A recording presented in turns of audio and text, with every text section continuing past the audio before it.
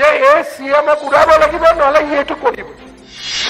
option দুটাই আইদাৰ মোক ইয়াৰ পৰা খেদক নহলে বাল্য বিবাহ বন্ধ দুটাৰ এটা হ'ব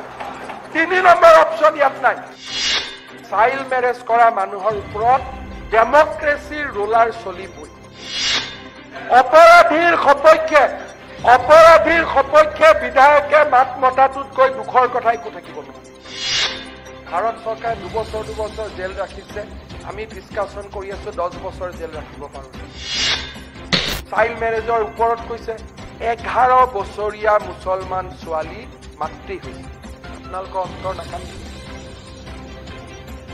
11 বছৰৰ মুছলমান সম্প্ৰদায়ৰ ছোৱালী মাতৃ হৈছে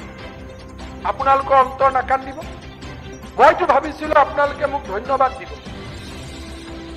কোনোবা এজন মানুহ 15 দিন জেলত আছে তই এজনী ছোৱালীৰ জীৱন ধ্বংস কৰি দিলি আৰু এটা 20 দিন জেলত নাথাকিবি এই আইনখনো কোনে পাছ কৰিছে কংগ্ৰেছৰ দিনতেতো পাছ হৈছিল পপুলেশ্যন কন্ট্ৰোল আইনখন যে 21 বছৰ 19 বছৰ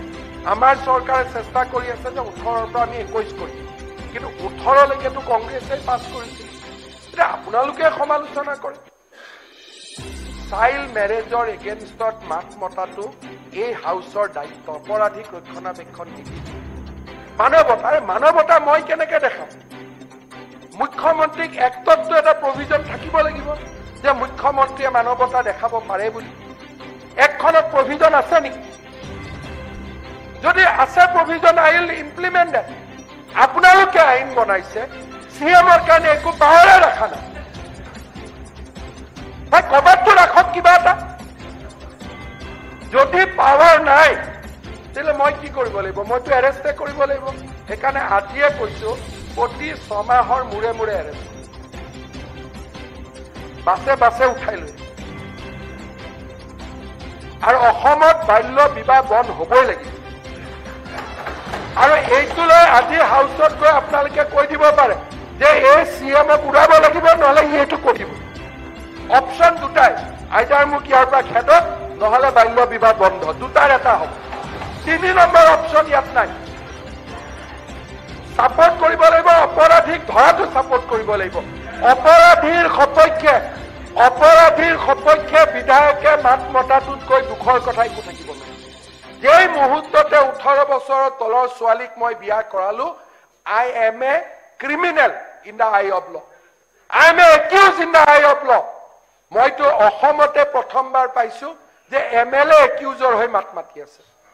10 বছৰ আগত বিয়া কৰালে 15 বছৰ আগত বিয়া কৰালে আৰে ভাই আইনত লিখি দিব লাগিছিল যে 10 বছৰ আগত বিয়া কৰালে শাস্তি নহয় বুলি 15 বছৰ আগত বিয়া কৰালে শাস্তি নহয় বুলি হে কাৰণে মই নিগেটিভলি কোৱা নাই মই খুব পজিটিভলি কৈছো কিন্তু তাৰ সমকক্ষ শব্দ এটা বিচাৰি পোৱা নাই কাৰণে মই অত্যন্ত বিনম্ৰতাৰে কৈছো যে চাইল্ড মেৰেজ কৰা মানুহৰ ওপৰত ডেমক্ৰেসিৰ ৰোলাৰ চলিবই গণতন্ত্ৰ ৰোলাৰ চলিবই পিডব্লিউডি ৰোলাৰখন নহয় গণতন্ত্ৰ ৰোলাৰ আইনৰ শাসন চলিবই আৰু 2026 চনৰ ভিতৰত আৰু অসমত আমি এখন আনিব চেষ্টা কৰি আছো